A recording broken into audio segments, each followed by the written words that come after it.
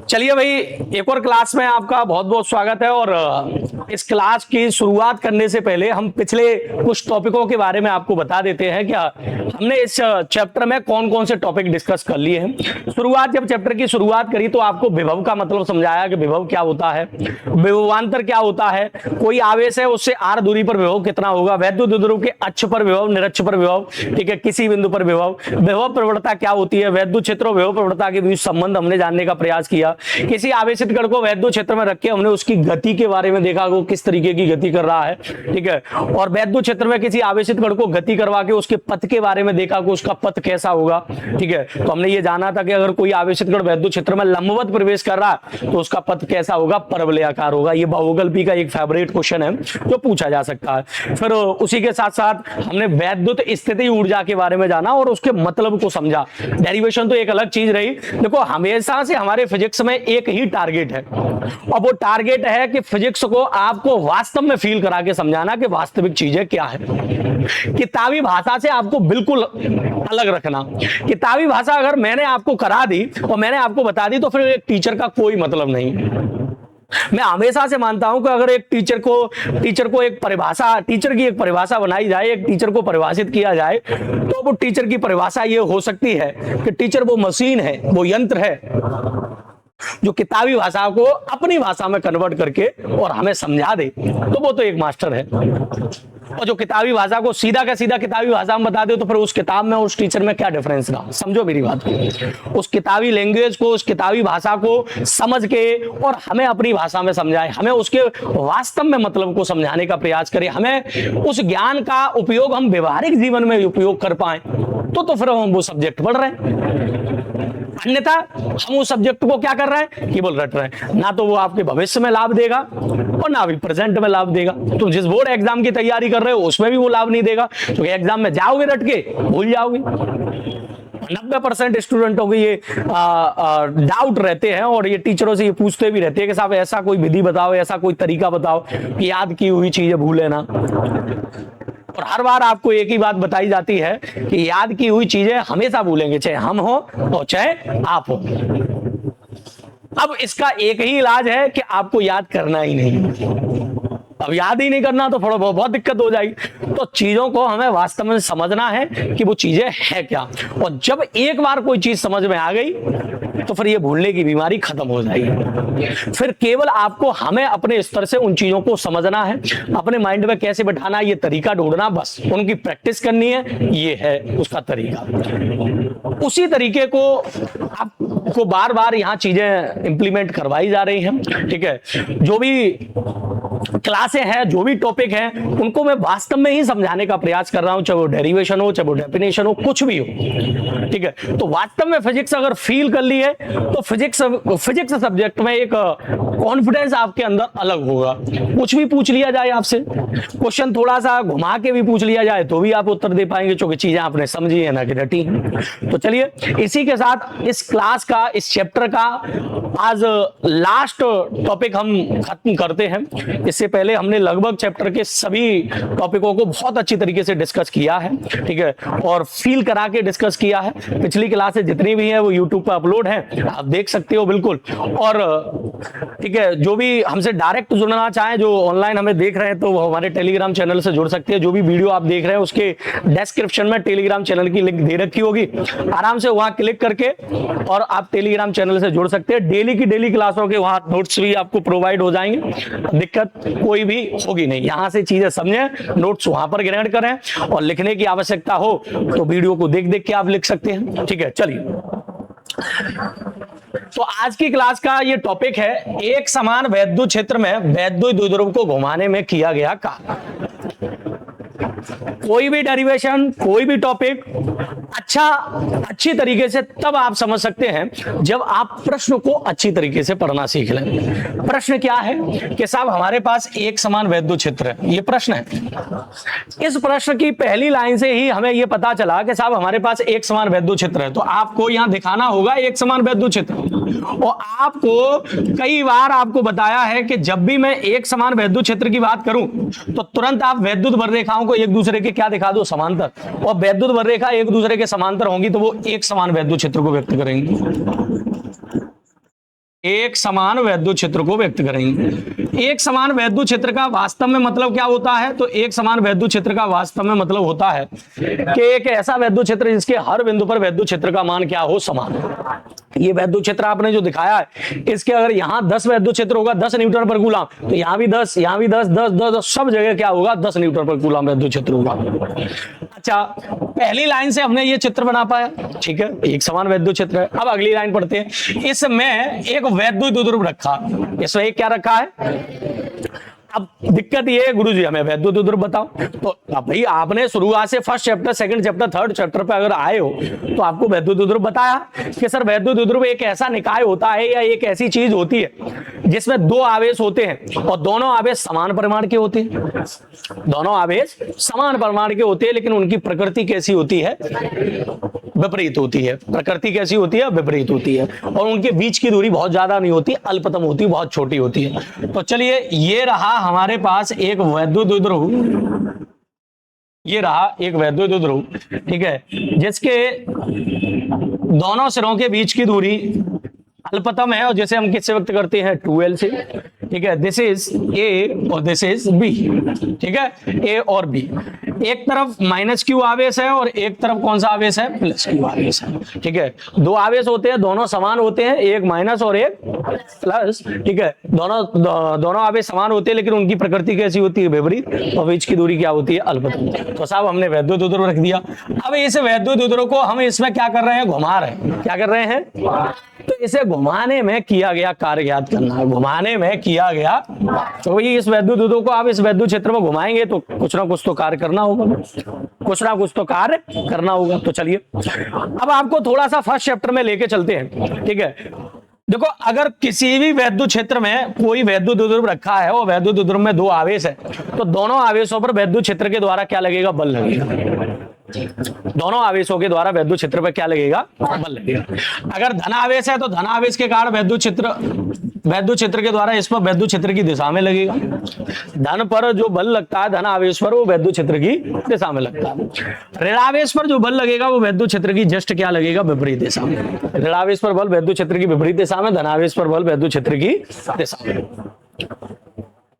अच्छा, आपने first chapter के लास्ट टॉपिक को पढ़ा होगा कि किसी वैद्युत द्विध्रुव को जब वैद्युत क्षेत्र में रखते हैं तो उसके दोनों सिरों पर क्या लगता है? बल, और इस बल की वजह से वैद्युत द्विध्रुव क्या करने लगता है? घूमने लगता है। और जब वैद्युत द्विध्रुव घूमने लगता है तो उसी को कहते हैं बल आघूर्ण। क्या कहते हैं?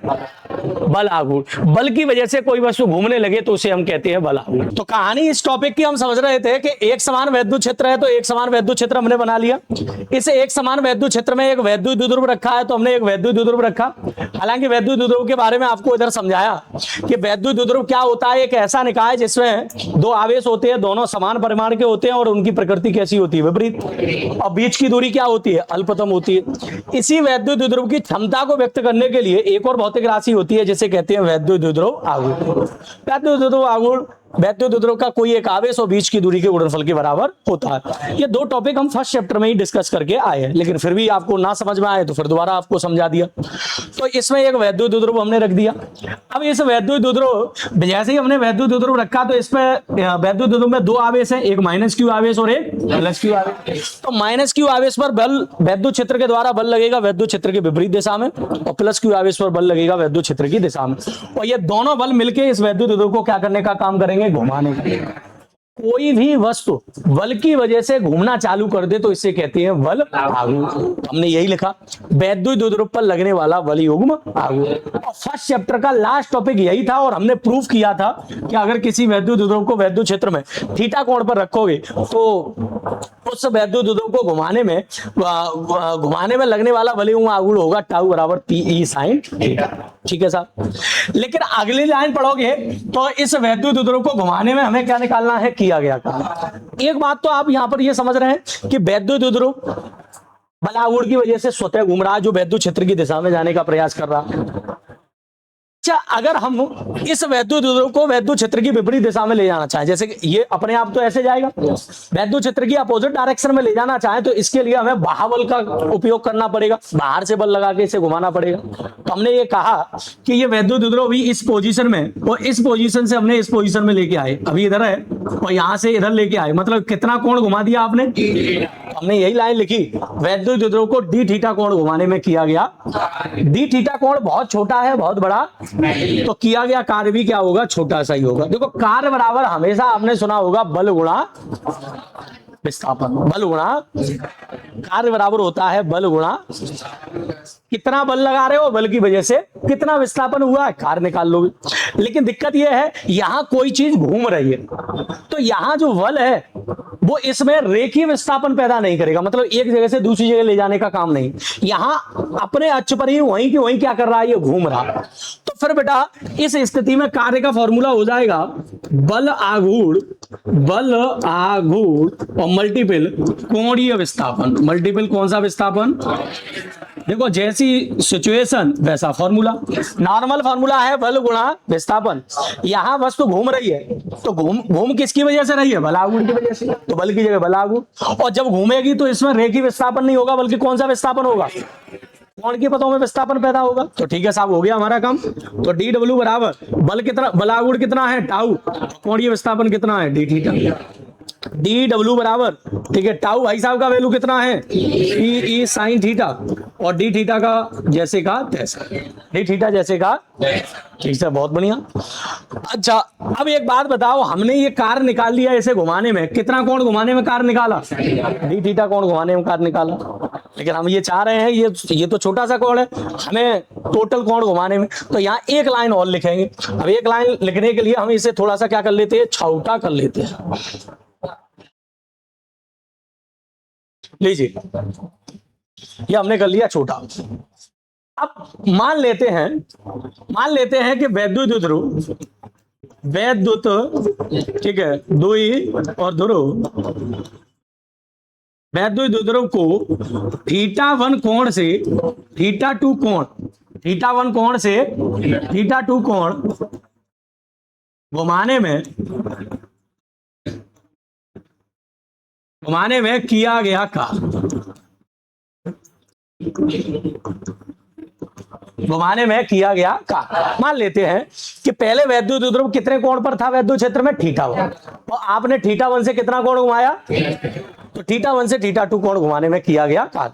आपको भी पता है फिजिक्स में, अगर आप 12th की फिजिक्स आप पढ़ रहे हैं तो फर्स्ट ईयर की फिजिक्स और 12th की फिजिक्स में आपने एक आकलन तो लगा ही लिया है कि अगर हमें छोटी सी चीज बताओ उसका अगर टोटल वैल्यू निकालना हो तो क्या करना होगा, इंटीग्रेशन। क्या करना होगा, तो भाई डी थीटा कोण घुमाने में कार्य पता है और इसका टोटल कोण घुमाने में कार्य हमें निकालना है थीटा 1 से थीटा 2, तो फिर इसी का क्या कर दो, समाकलन। इसी का क्या कर दो, समाकलन। पी ई साइन थीटा और डी थीटा, लिमिट लगेगी थीटा 1 से थीटा 2, पहले थीटा 1 था, अब कितना है थीटा 2। करिए इंटीग्रेशन डी डब्ल्यू, तो ये तो डब्ल्यू हो जाएगा भाई, इंटीग्रेशन डी एक्स, अरे नॉर्मल फॉर्मूला तो पढ़ लिया होगा, इंटीग्रेशन डी एक्स का क्या होता है एक्स।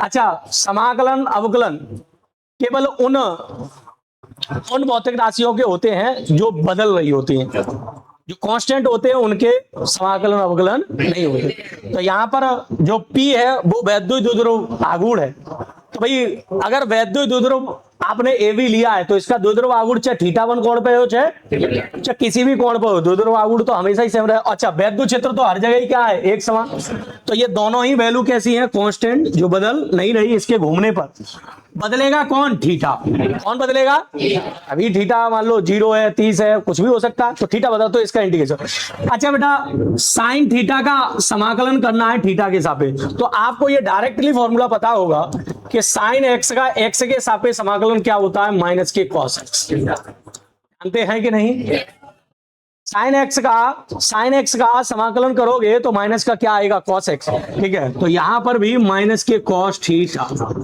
माइनस के कॉस थीटा, लिमिट कितनी है थीटा 1 से और थीटा 2, थीटा 1 से, चाहो तो इधर इसको बता देते हैं W बराबर PE, ठीक है, या माइनस चिन्ह कहां ले लेते हैं बाहर, तो माइनस का PE, W बराबर माइनस का PE, कोष्टक में क्या है cos थीटा। अच्छा लिमिट रखने का तरीका होता है पहले ऊपर वाली लिमिट और फिर माइनस नीचे वाली, upper limit minus lower limit. Upper limit theta 2 है और माइनस का लोअर लिमिट कितनी है, लोअर लिमिट कितनी है थीटा 1। ठीक है। तो W बराबर माइनस का, माइनस तो बाहर ले लिया ना मैंने, ये वाला माइनस कहां ले लिया, बाहर, upper limit minus lower limit. ठीक है, W बराबर ये माइनस का अंदर मल्टीपल कर दो तो ये आ जाएगा PE। क्या आ जाएगा, PE। माइनस का है वो काय का हो जाएगा, प्लस का, और प्लस का है वो माइनस का क्या हो जाएगा, माइनस का। तो लो साहब, किसी वैद्युत द्विध्रुव को, किसी वैद्युत द्विध्रुव को वैद्युत क्षेत्र में θ1 से θ2 कोण घुमाने में किया गया कार्य आपने क्या निकाल लिया, PE cos θ1 minus cos θ2, PE cos θ1 minus cos θ2। अच्छा, अगर मान लो, माना, ठीक है, माना, ठीक है, θ1 0 डिग्री है, कितना डिग्री है, और θ2 का मान थीटा है, θ2 का मान कितना है, तो फिर उस स्थिति में W भाई साहब का मान क्या होगा, PE cos θ1 की वैल्यू 0, cos θ2 की वैल्यू थीटा। ठीक है, तो W बराबर PE cos 0 की वैल्यू 1 होती है और माइनस के क्या आ जाएगा, cos थीटा। तो ये वाला फॉर्मूला और ये वाला फॉर्मूला कब कब उपयोग करना, सुनो समझो। देखो, अगर जिन्हें बिल्कुल बिल्कुल रटने वाली चीज याद करनी, मतलब रटनी है, जिन्हें ज्यादा बुद्धि का उपयोग नहीं करना, वो ज्यादा क्यों क्या नहीं लगाना चाहते, तो उनके लिए बात यह है, अगर न्यूमेरिकल में दो कोण दे रखे हो, कितने दे रखे हो, तो फिर कौन सा फॉर्मूला लगाएंगे, क्योंकि दो कोण है तो पहला वाला कोण θ1 और दूसरा वाला कोण θ2 ऊपर, और अगर न्यूमेरिकल में केवल एक ही कोण दे रखा हो तो फिर कौन सा वाला फॉर्मूला लगाएंगे, क्योंकि इसमें एक ही फॉर्मूला, समझो। लेकिन जिन्हें वास्तव में समझना है कि एक कोण और दो कोण का मतलब क्या, तो समझिए, अगर दो कोण दे रखे हैं, जैसे क्वेश्चन कहे कि वैद्युत द्विध्रुव वैद्युत क्षेत्र में 30 डिग्री के कोण पर रखा है, लेकिन हमने 30 से 60 डिग्री कोण घुमा दिया, तो स्पष्ट है पहले 30 था, अब कितना कर दिया, बिल्कुल क्लियर है, जैसा डेरिवेशन वैसा क्वेश्चन। लेकिन एक डेरिवेशन ऐसे होंगे या ज्यादातर न्यूमेरिकल ऐसे होंगे जिसमें यह कहेगा कि हमने वैद्युत द्विध्रुव को 30 डिग्री कोण घुमाया, हमने वैद्युत द्विध्रुव को कितना डिग्री कोण घुमाया। अब जी बताओ, क्वेश्चन ने तो इतना कह दिया कि हमने वैद्युत द्विध्रुव को 30 डिग्री कोण घुमाया, लेकिन जिसने ढंग से पढ़ा है उसको अब ये दिक्कत तकलीफ पैदा कर देगा, तफलीक, वो तफलीक में आ जाएगा। कैसे आ जाएगा, वो ऐसे आ जाएगा कि उसे पहले का कोण तो पता ही नहीं कितना था, केवल हमने 30 डिग्री तो कोण घुमाया है, तो पहले का हमें पता नहीं, और बाद का भी, जब पहले का नहीं पता तो हमें बाद का कैसे याद कर लेंगे, बताओ। तो फिर हम ये मान के चलते हैं कि ये जो वैद्युत द्विध्रुव है वो वैद्युत क्षेत्र की दिशा में ही होगा, काय की दिशा में होगा, क्योंकि तुम्हें भी पता है कि इसमें जो बल आघूर्ण लग रहा है वो इसे वैद्युत क्षेत्र की दिशा में ही घुमाने का प्रयास कर रहा, और ये वैद्युत क्षेत्र की दिशा में, तुम इस वैद्युत द्विध्रुव को किसी भी एंगल पर रख दो तो तुरंत घूम के काय में आ जाएगा, वैद्युत क्षेत्र की दिशा, क्योंकि भूमि ऐसा रहा। तो हम ये मान के चलेंगे कि वैद्युत द्विध्रुव पहले वैद्युत क्षेत्र में कौन सी दिशा में रखा है, वैद्युत क्षेत्र की दिशा में। वैद्युत क्षेत्र की दिशा में रखा है, इसका मतलब पहला कोण 100% कितना डिग्री होगा, और फिर वहां से आपने कितना डिग्री कोण घुमाया है, 30 डिग्री, तो इसका मतलब θ2 का मान कितना हो जाएगा, 30 हो जाएगा। तो क्वेश्चन की बात को समझ रहे हैं कि नहीं समझ, तो ये कंडीशन का क्या मतलब है, कब लगानी है, ये कंडीशन का क्या मतलब है, कब लगानी है। तो जैसे क्वेश्चन की मांग होगी, डिमांड होगी, वैसे हम उसका काम करेंगे। डेरिवेशन में किसी भी स्टूडेंट को कोई समस्या आई, बहुत सरल, बहुत सिंपल, एक बार और मैं अपनी भाषा में और सरलता से समझा। सबसे पहले फिजिक्स के किसी भी डेरिवेशन में जो मेन चीज होती है वो होता है चित्र। जिस स्टूडेंट ने चित्र बना लिया उसका पूरा डेरिवेशन एकदम सरलता से और तरीके से होगा। मैं एक काम करता हूं, इसको बिगाड़ के और इस चित्र को दोबारा फिर बनाता हूं, ठीक है, 2 मिनट और सही।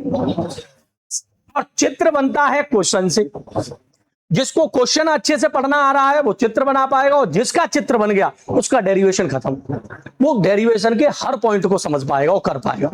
पहली लाइन पढ़ो, एक समान वैद्युत क्षेत्र है, तो तुरंत आपको समझ में आना चाहिए सर एक समान वैद्युत क्षेत्र का मतलब बोले तो जिसके हर बिंदु पर वैद्युत क्षेत्र क्या हो, समान, और वैद्युत बर्रेखा एक दूसरे के समांतर होंगी तो वो एक समान वैद्युत क्षेत्र को प्रदर्शित करती है। इस वैद्युत क्षेत्र में क्या रखा है, तो साहब इस वैद्युत क्षेत्र में रखा है वैद्युत द्विध्रुव। तो इस वैद्युत द्विध्रुव का नाम ए और बी। वैद्युत द्विध्रुव में एक -q आवेश है और एक +q आवेश है। माइनस आवेश पर बल वैद्युत क्षेत्र की विपरीत दिशा में लगेगा और प्लस आवेश पर बल वैद्युत क्षेत्र की दिशा में लगेगा। ये दोनों बल मिलकर इस वैद्युत ध्रुव को क्या करेंगे, घुमाएंगे। इसी को कहते हैं बल आघूर्ण। बल की वजह से कोई वस्तु घूमने लगे इसे कहते हैं बल आघूर्ण। इस पर ये दोनों बल मिलकर जब इसे घुमाएंगे तो इसे बलागुण कहते हैं। तो इस बलागुण का मान क्या होगा, तो ये डेरिवेशन फर्स्ट चैप्टर में हम निकलवा चुके, टाउ बराबर पी साइन।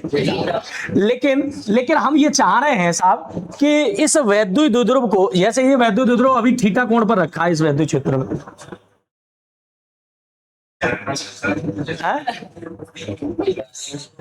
बात आ रही ना, अगरबत्ती ले आए तो इधर उठ के आ जा। तो बात क्या समझ में आई कि इस वैद्युत द्विध्रुव को हम डी थीटा कोण घुमा रहे हैं। इस वैद्युत द्विध्रुव को कितना कोण घुमा रहे हैं, डी थीटा। ये रहा बी और ये रहा ए, और हमने यहां से इसे कितना कोण घुमा दिया, डी थीटा कोण घुमा दिया। तो भैया डी थीटा कोण घुमाने में किया गया कार्य ये निकल आया। फिर वैद्युत द्विध्रुव को थीटा 1 से थीटा 2 कोण घुमाने में इसी का इंटीग्रेशन कर दिया, पूरी कहानी आपको क्लियर है। ये रहा डेरिवेशन। चित्र फिर दोबारा समझा दिया। चित्र के लिए कुछ लाइनें भी हम लिखते हैं। लाइन तो 2-3 ही लिखी जाएंगी, और लाइन में हम वही लिखते हैं जो हिंदी की लाइनें लिखी जाती हैं।